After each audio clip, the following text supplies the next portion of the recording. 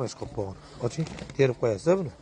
Mana akalar, gapirsangiz yana o'zbek mahsulotini yomonlama. Yo'q akalar. Ash qatlam borda. Musfat, chang, kir. Mana chiriklar chiqyapti mana. Mana. Hozir nima deyish mumkin? Nima deyish mumkin? O'zlaring mana.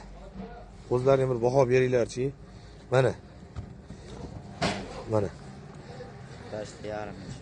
Mana, bunu qarang mana. Mana. Nima deyish kerak endi bunga? Bunga yana kim aybdor? Yana Abdumalijon aybdor. Haqiqatni ochayotgan uchun aybdor. Mana. Mana. Mana holat. Mutasaddi rahbarlar, iltimos ko'zni ochaylik. Mana bu olmani qarang, urinib dog', kir. Mana hozir O'zbekiston semedan turibman, hozir karzinkada yonaman. Hozir yana o'sha mavzuda. Bu boshqacharoq karzinkada. Mana bitta yashikdan chiqayotgan mahsulot. Men o'zim kelib o'qilib berganim yo'q. Mana. Qarang. Xitoy tovarida ichida turibdi. Endi savol, iltimos, bu mayli kasal emas.